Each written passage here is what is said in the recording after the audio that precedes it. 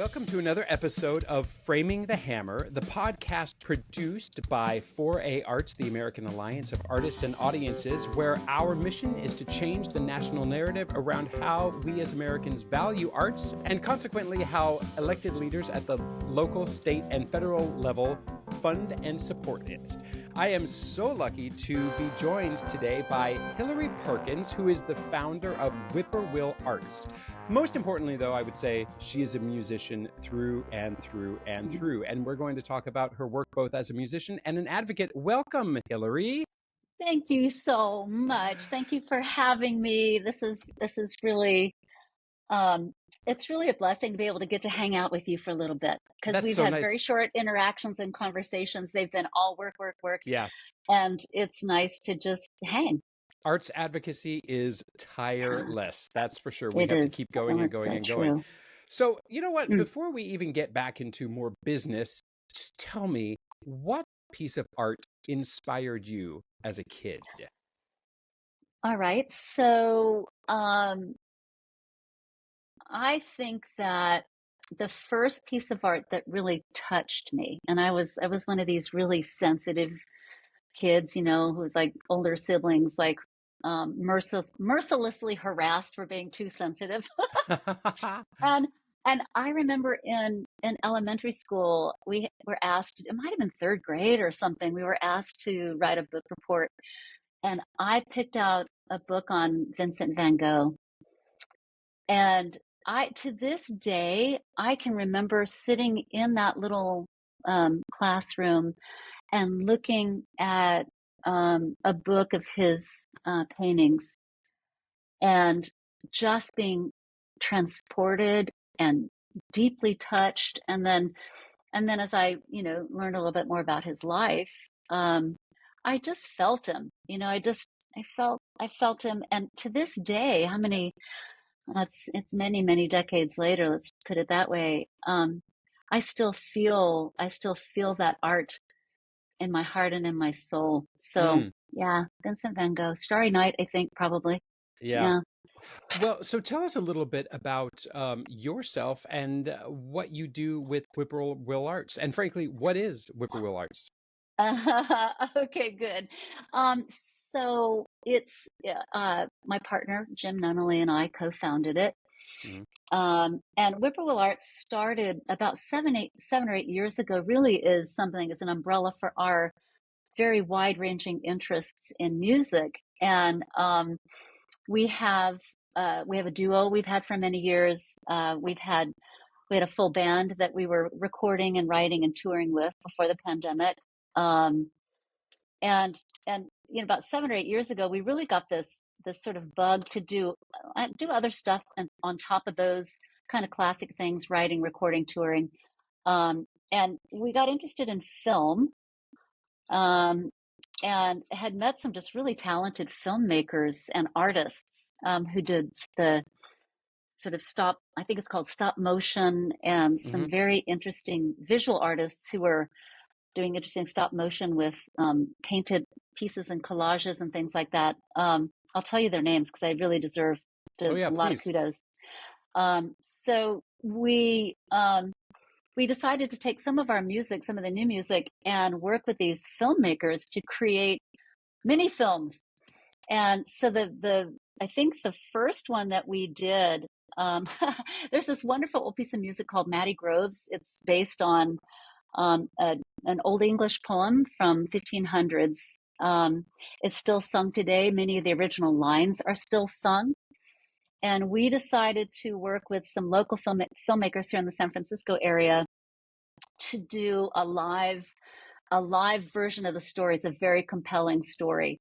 Cool. And so we wanted to mix it up a little bit. And that came because when we were casting people, we just met a very beautiful mix of actors of many races and backgrounds, and so the visual story that we tell, we also wanted to make it queer, and so we changed up the love relationships. We We changed up some of the characterizations and things. That way, I just love it. We had so much fun doing it. We learned so much. It was great. The other person who did the beautiful collages, I would say, is called, her name is Alex Bortoli. She's Hmm. Italian. And she did a piece called Woe Is Me, which is the original song I wrote many years ago. Matt Barkin is a local filmmaker who's done a lot of great work, won a lot of awards and things like that. And he did two films for us based on original music, one about the charming little desert town of Winnemucca, and the other called The Fire, based on a book by Dennis Johnson, which is called Train Dreams, a great book, really great book. Uh-huh. So we're very interested in literature. We write a lot and work with studio artists who do paintings, who do, we'll take something from a novel, we'll write a book, we'll work with a studio artist, they'll create a painting around it. So this Whippoorwill Arts was begun with that kind of idea. Let's just a broader interests around how we experience story. Hmm. That's amazing. And Yeah, I mean, it started with the genesis of you with your writing in both literature and music, but the yeah, collaboration and the intersectionality of it all with the yeah, collage work and the movies is really, really fantastic. And we will yeah. link It's to fun. those names and artists as much as we can. And can we Right see on. any of your short films by chance? Yes, you can. You Oh, can. good. So basically, when I was um, looking at our website the other day, which we haven't looked at the music website in a long time, Uh-huh. um, they were a little bit varied, but they should be now on the nellandjim.com webpage, and there'll be a menu item called films, Ah, and that's where they will be probably by the end of today. But good. because I thought this is just too hard to find. But there's a lot of really fun stuff there. And plus, there's other projects that we got involved with in community with young filmmakers and stuff. So teenagers, it was great. So, how did you get into music? Um, so the way I got into music is um, I have a family who loved music. My dad followed Hank Williams around to all the Alabama roadhouses as a young man. Wow. My mother sang in church, and to her, to the very end of her life, she would sit in church and sing, and tears would just stream down her face. That's Just amazing. again, just the music touching her Yeah. so deeply. And so I listened to lots and lots of different kinds of music. My parents like classical music and jazz and Hmm. really everything, but a special love of country Hmm. music. Great grandma played a banjo and guitar and danced, and Nice. um, so I was surrounded by it, and so it was natural for me. I sang in church choirs, Yeah. sang in school musicals, and played the flute as a kid. Learned in the fifth grade, which was really great. Played through college. Uh-huh. So it's been a part of my life really since forever. But I Yeah. did take a break and I worked, and I worked, For worked, worked, for worked, better or for worked. worse. Yes, exactly. And I worked and I worked and I worked and did music on the side. But when my daughter reached a certain age, we were just talking about, Uh-huh.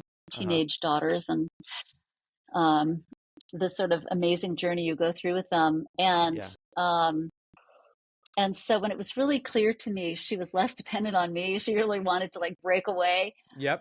It I'm was getting there hard, too now. I understand. right? Hmm. You understand, right? It's like it was hard. And Yeah. so I thought I need to make a change. I'd been in nonprofit work and political work and community organizing and things like that for many years. And I thought I'm just going to make a real break from what I've been doing. And I've always wanted to sing and have a band Hmm. and do those things really professionally. And so Hmm. I started that journey almost 15 years ago. And Nice.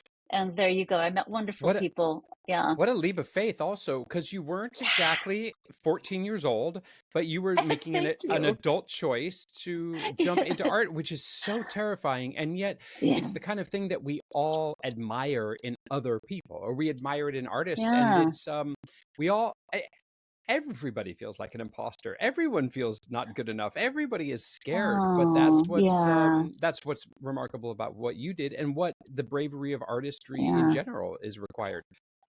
I love to hear you say that because, of course, I have such admiration for you. And and I feel like you're so accomplished and so talented. And you do, I mean, That, I felt like an imposter for sure for many years, yeah. And and in a way though, I think what helped was, as you say, was my age. So I was in my late 40s, and at that point in my life, things that scared me were also were fascinating to me. Hmm. So I thought it was like at a moment where I was like, well, if it scares me, that's kind of interesting. Let's delve into that and see It's what amazing. happens. Have Yeah. you ever had the experience of music moving you to tears, like you imagined your mom, or Oh, as you said, your mom all the would do in time. church? Oh yeah. All the time. I Uh-huh. really do. I, my favorite songs are sad songs. They just are. They Right. really are. And those are my favorite. I love to sing the joyous songs. My partner, I was just we're practicing for a little gig on Saturday, and we love. Oh no, there's this just wonderful song that's so uplifting that we sang to some young women who are getting married last summer, and so we were singing that. I love the joyous music, but I will say I like to be moved to tears. I It's cathartic for me, and Totally.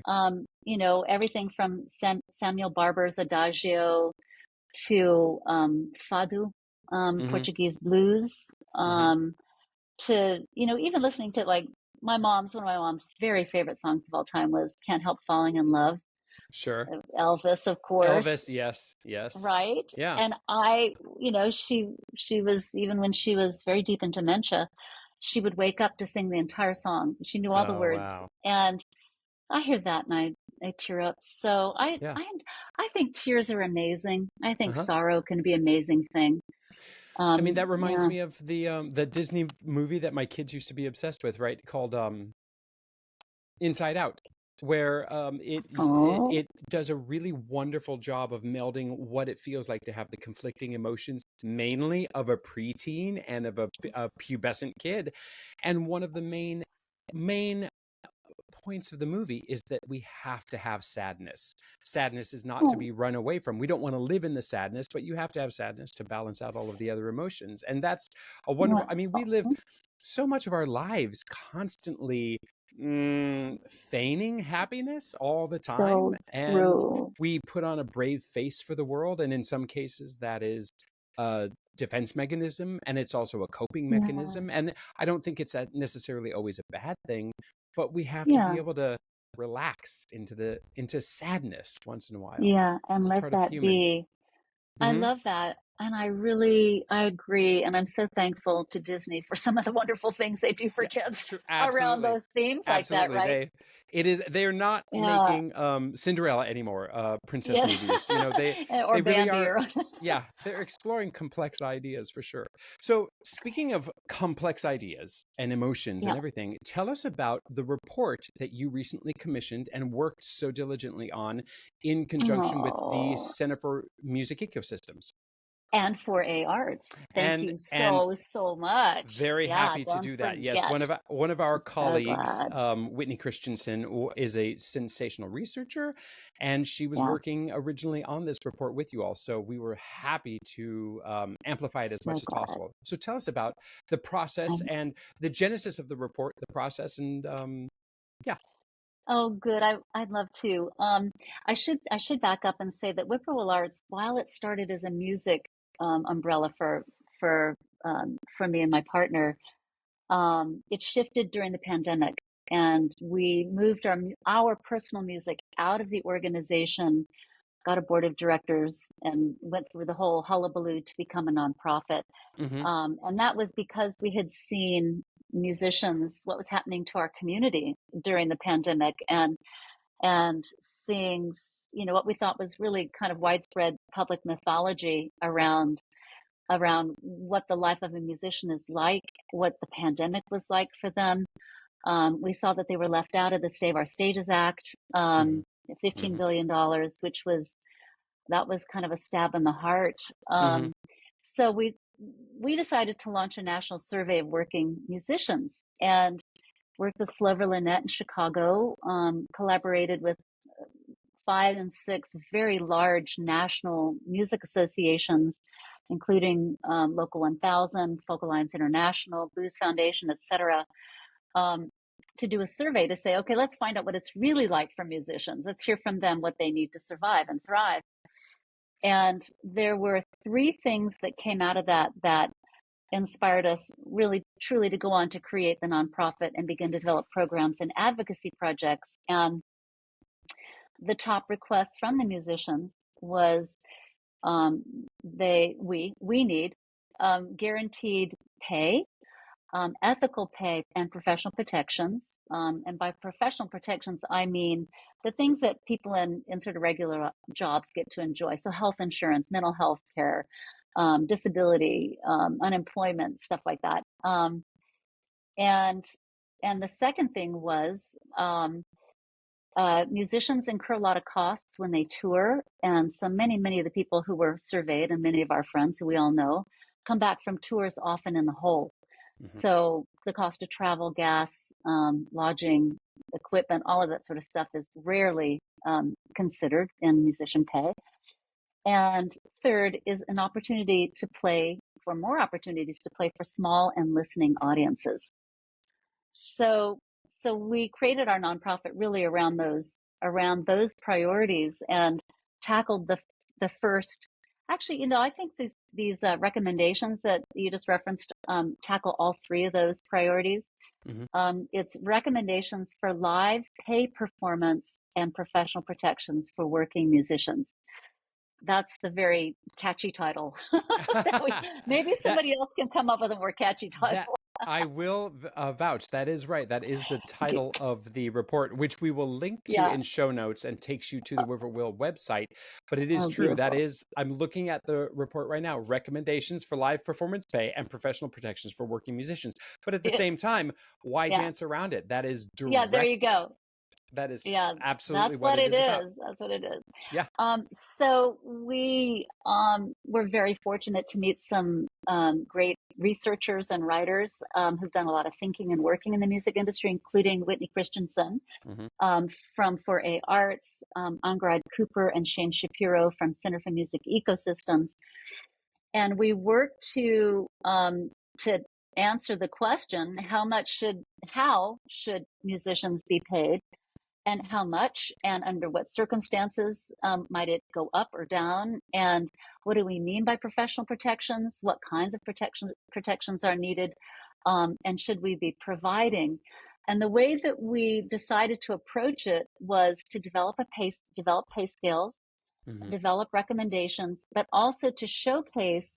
I think there's probably 12 or 15 case studies all around the country, a couple case studies from around the world, about organizations and communities who are doing beautiful work with their working musicians.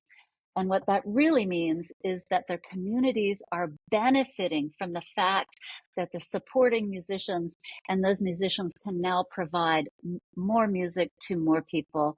And that's good for all of us. So it was really very much like a team effort. Yeah. And those case studies are listed in the recommendations, right? As evidence. Yes, they are. That's great. These are recommendations that are ideal situations that we hope we can enact and realize. But having the case studies to support it shows people this isn't just pie in the sky. We aren't just being a bunch of bleeding heart music lovers. Yeah. No, communities benefit when music is supported. Amen. It's so true. Because I love it that you say that. And we sort of think of it as best practices. So organizations who are looking for, let's just say that there are people who already agree that music live performance is labor and should be compensated. I think the question is, because it hasn't really been that it hasn't been like an accepted model yet. Is that the question is then, well, okay, but how much and how? And what are we supposed to do? Like, if we've not been paying musicians for 50 years, right? How do we all of a sudden do that? And these case studies show you how people do it, how they made changes within their own communities, their own organizations. So I think that's a really key part. And in a way, we see the document as evolving, living, breathing. We call it version 1. I think we're at 1.1 right now because we found some mistakes in 1.0. I mean, that's normal. That's normal. Right, right. But I think, it'll be 2.0, 3.0 with feedback, with more community involvement, with more engagement and workshopping. It's something we're really hungry for. We want to workshop this with organizations and people who would like to make change. Uh-huh. So, were there any surprises in the study process for you? I would say the biggest surprise was how long it took us to frame what we wanted to do. Oh, okay. And That I seems would, like taking the time to ask the right question to get not the answer that you hope for, but the answer that you need to actually help. so true. Yes, and also um, to break out of a certain mindset, to break out of current realities, to to basically say, I think part of the problem that happened early on was like if we say that, oh my gosh, that might upset some people. Yeah. Yeah. I mean, we're And in a then it's sensitive like culture. Yeah.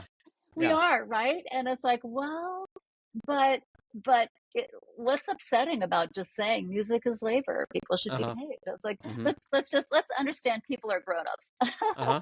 They Mm-hmm. can hear that, right? Mm-hmm. So it took a while to frame that, and so much of what happens, I think, when you're looking at transformative practices and things, is that we have to transform ourselves a little bit to get Mm-hmm. into the space of reimagining the future and reimagining something. And so it just took us a while to get there, and I couldn't have worked with better people. I mean, it was really honest discussion. We grappled with it. We took a break, we came back.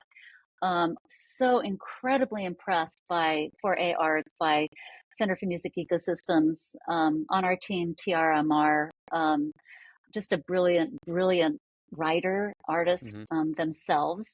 Mm-hmm. Um, so and again, learning from those case studies Mm-hmm. really influenced what we said.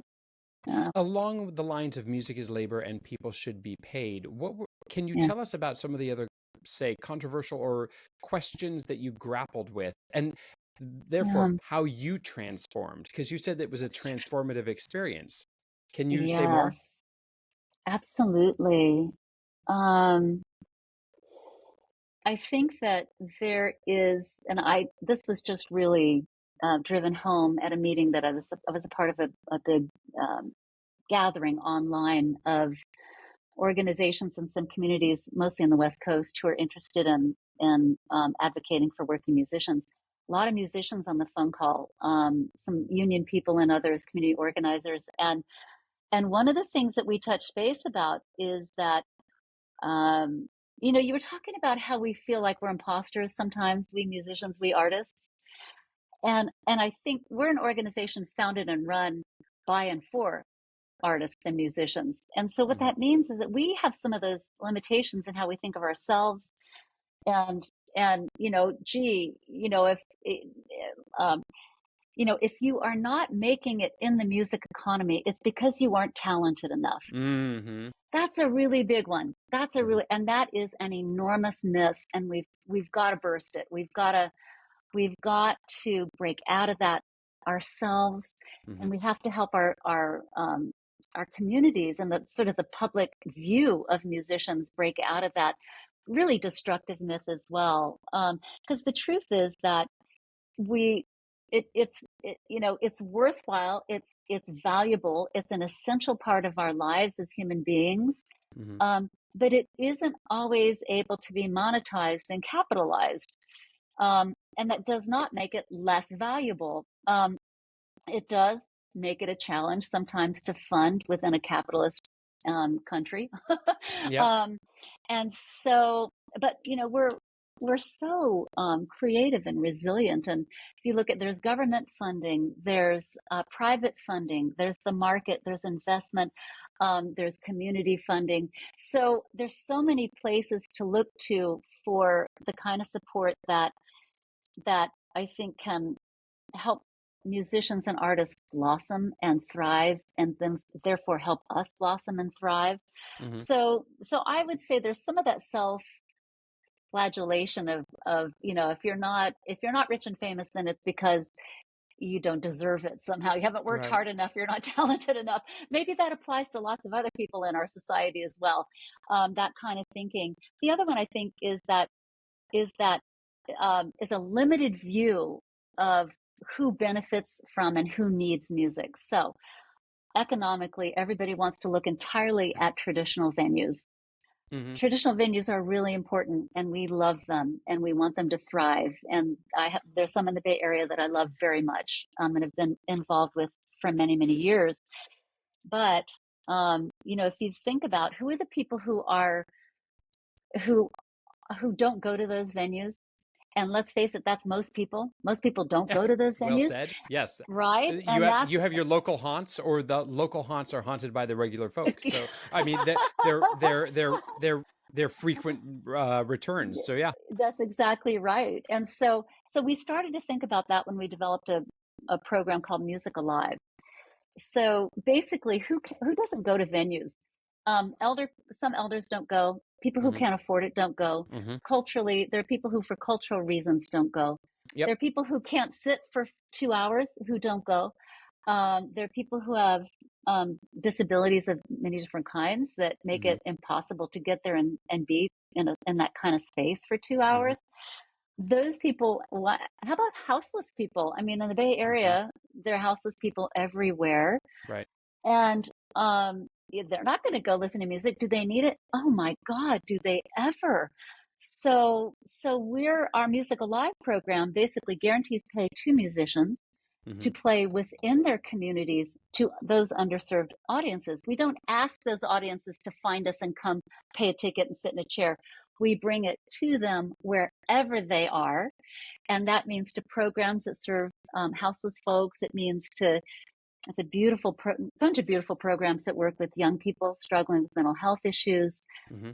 behavioral issues, disabilities, etc., elders. So we're bringing the music to the people, and let's face it, that the market for that and the need for that is endless. I bet. Um, so I was just like, I hope I'm not going on too long, but No, it's it just wonderful. makes me I tired, am curious.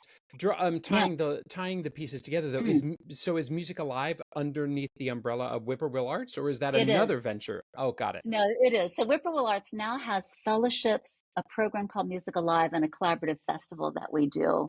Uh, Um, and so all those programs are meant to model how you can reach new audiences, create new income streams for musicians, and guarantee them pay and professionally pay them. And we're very dedicated. 72% of all of our budget goes directly into the pockets of musicians. So we're also trying to model how you can behave or how you can create all of this activity with very little overhead. it's So amazing. we're trying to Um, do a bunch. Yeah.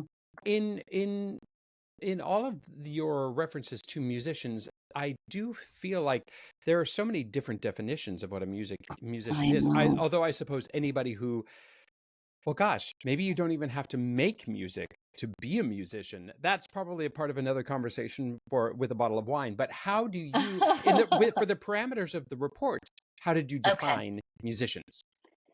Well, I love that question because I always feel like everyone can make music, everyone can sing and participate in music, and and everyone should be open and welcome to do that. And there are also people who dedicate their lives to honing that craft, to teaching us how to do it, and to performing for us. I At least 90% of those people are who we would think of as working musicians of any genre, of any type of music.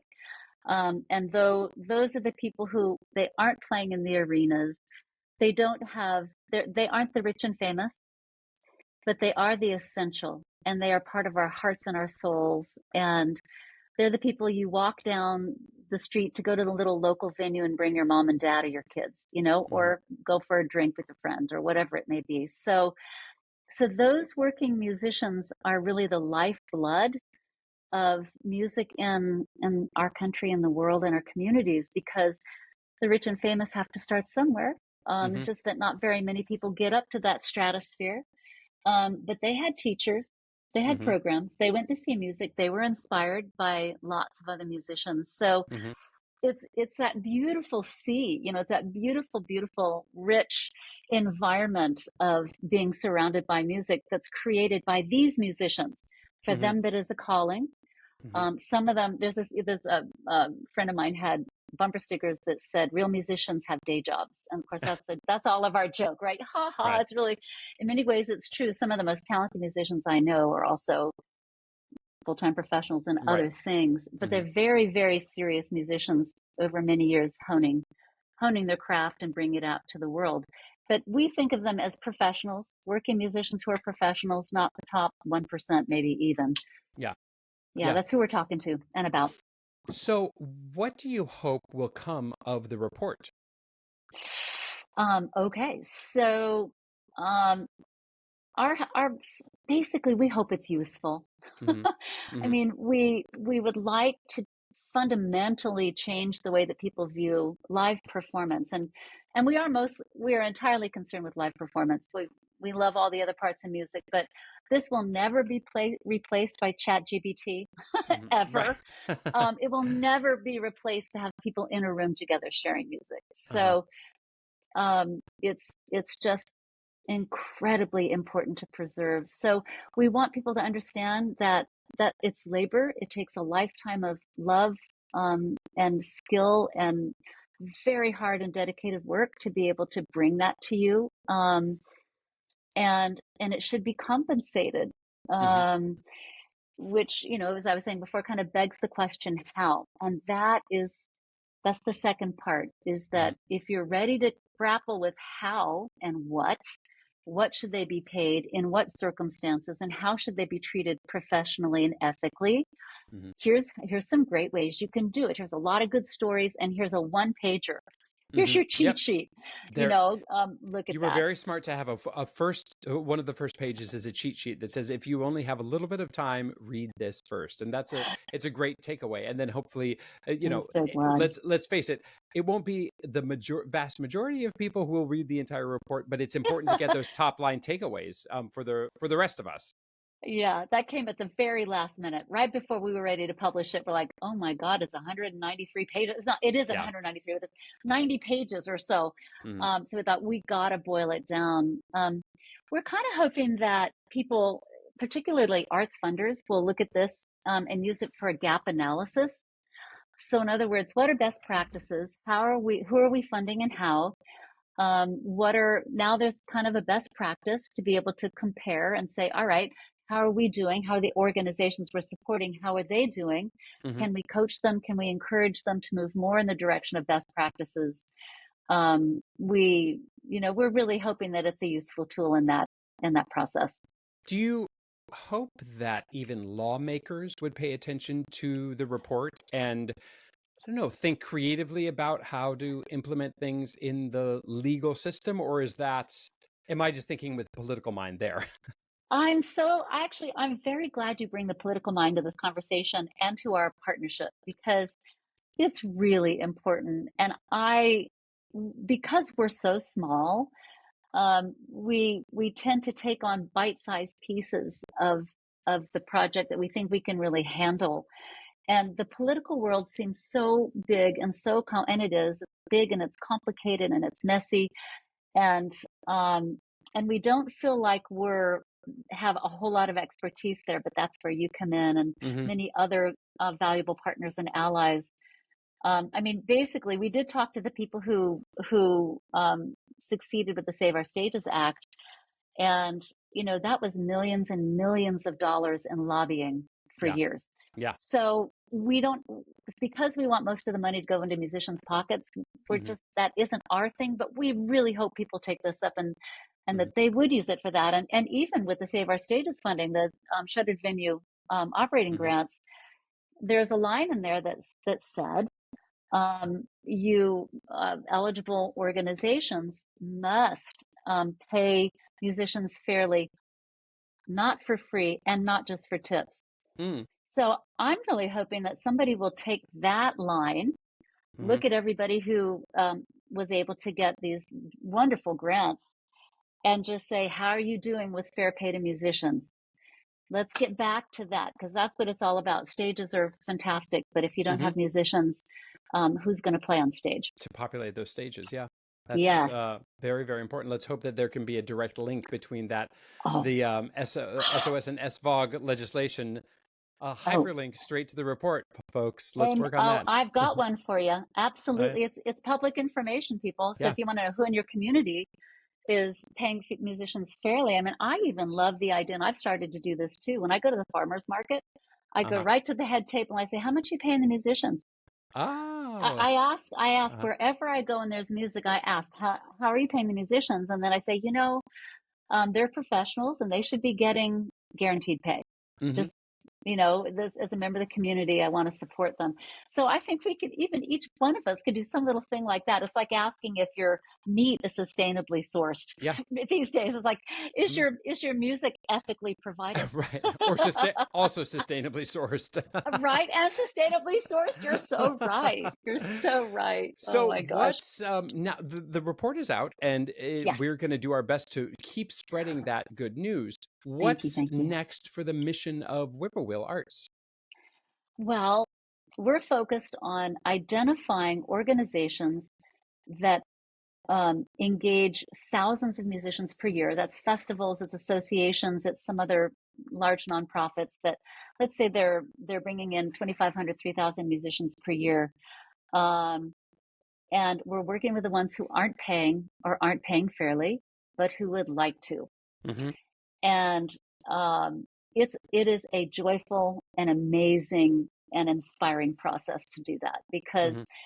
this is people whose values are in alignment, but they're not quite sure how to make the transition. And Hmm. they have us as a support, as hopefully useful partners and thinking through the issues to get from non-pay or not very good pay to best practice. Hmm. And it'll happen, for the most part in years, but you would be amazed because there's for instance, the Northwest Folklife Festival up in Seattle has a visionary leader, Benjamin Hunter Reese, as I think Hanamura is also on his staff. Great musician and great advocate. And so, that's an organization for 50 years based on a no pay model. Free Folk Festival, play for free, probably 3,000 musicians a year. So last year, for the first time, they paid their musicians for their Super Folk Fall Festival, and that was turn on a dime. I mean, Hmm. it was amazing. So, sometimes it'll take years, and sometimes it'll take, no, I think we can do this. There might be an Yeah. awful lot of like, oh my gosh, I'm embarrassed. I hadn't thought of that. But yes, And this is oh like, my God, you're so You're so right. Those are the people. Please come to us. We want to help you because I just think you're sort of like, oh my God, we didn't even think about that. right. Some of the biggest ones were founded by musicians, Hmm. and it's like, oh God, I didn't. Oops, it's time to Yeah, change. it's an Yeah, it's an oops, it's a catch and correct moment. You catch catch yourself and and you correct. correct. Yeah, I realize that we've talked around the report a bit, yeah, and we talk about the highlights on the highlight page, but we're also yeah, speaking a little esoterically, and I might want to just point out these are actually grounded, specific suggestions you're making. For example, and please correct yeah. me if I'm misspeaking, but let me interpret Jump it in. as a layperson, I'm so where glad. you're saying, Mm, listen, folks, we're making the suggestion that you start pay at $125 an hour. Now, yes. this would vary based upon location, and Yeah. certainly in, say, big cities, we would hope that you would be paying more. But like this is Yeah. as micro as it gets. Is saying, listen, folks, Yeah. you got to pay them at least this much, and Yeah. then you have a graduated scale Hmm. where the like this might $125 might be the emerging artists level, and then experienced artists, whatever that may, of course a lot of this is left up to interpretation, but it is the baseline for at least have a grounding point. So Yeah. experienced might have another 10%, professional would have another 25% on top of the $125. And Yeah. then there's other considerations like whether or not the person is a band leader or a soloist. Maybe they should have an extra Yeah. 25%. Maybe a Yeah. special occasion or a large capacity venue should have the base pay plus another 100%, just double their Yes. salary. Wedding receptions, come on, that is One. critical work. And why don't you pay them 2 times that base amount? And then outdoor events should probably get about twice the base amount. Yeah. Overtime, come on, they can't be exploited. So let's go with another Yeah. 100% calculated in 15-minute increments. And after midnight, I mean, everybody deserves a little extra. So how about base pay plus 50%? Now, I have just read all of the suggestions there, and my point is, this is simple stuff. It really is. It's easy to grasp. It is not Mm. difficult to understand, and it's not unreasonable. I mean, it is 2023. $125 an hour for somebody who's entertaining, hopefully dozens and dozens of people. We're Yeah. not asking for the moon. We're just Yeah. asking for them to be able to make some money so that they can pay their bills. Anything you would want to add to that? You know what?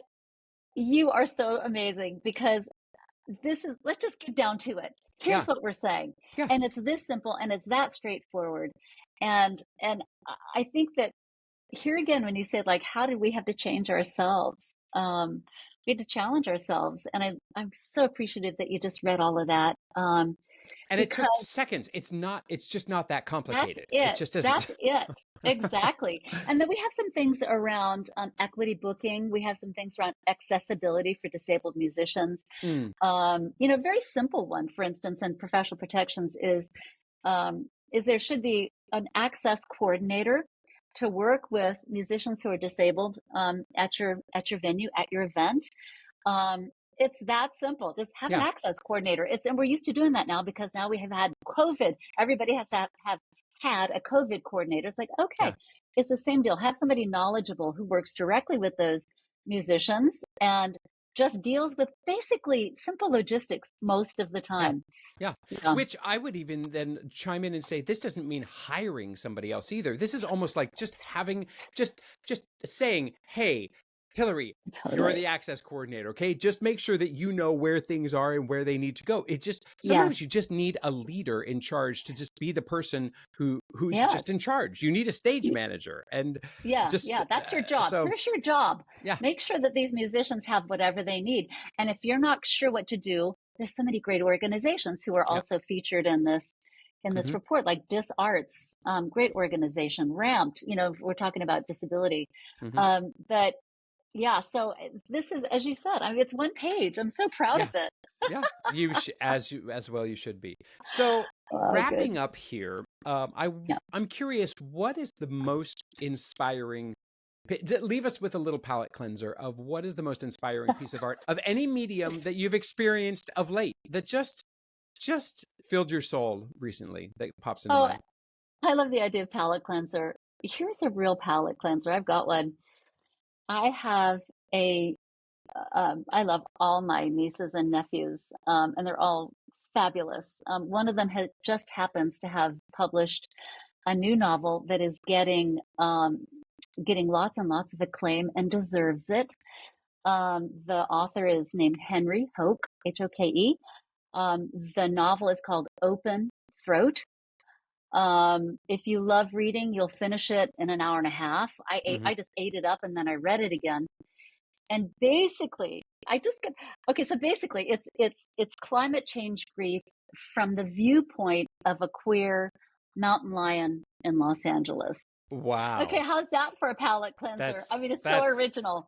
yeah, absolutely, It that's is amazing. so original. Can I tell you something really quickly about it, though? That Please. part of why I love it so much. I love my nephew's writing. He's written a number of experimental novels. They've all been wonderful. But the other thing is knowing how it came to life, and this is a great thing for artists to remember, is that he had written it.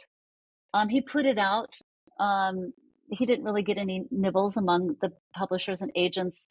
And then one of them came to him, I think a very good agent, and said, I'm really interested in this. Would you be willing to make some changes? Here's what I think would make it more palatable, more popular, whatever it might be. And this brave soul of an artist said, nah, I'm good. Nice. It rested for a year, and then a manager did pick it up. It did get picked up by Giraud for our Strauss, which was one of the largest publishers in the world. And now it's, New York Times best novel of the year. So, and why? Because he had a vision. He wasn't concerned about popularity, although of course he would have loved it. And so, it's that whole thing about when people tell you, you ought to make these changes to be more popular and more palatable, ignore it, run the other way, do your own thing in your own way. Mm-hmm. What a remarkable way to leave that. It's just leaving it on artistic purity. Yeah. Thank you, Hillary, for the incredible work that you have done over the past many years, and in particular with the report. We will be sharing it as widely as we possibly can, and we're working alongside you. Thank you, Hillary. Well, I'm just honored to be here. Thank you for this platform. Thank you for everything that you do. Thank you. So appreciative to you for your great work, and just so happy to be partnering with you. So likewise. Let's do it. Let's do it.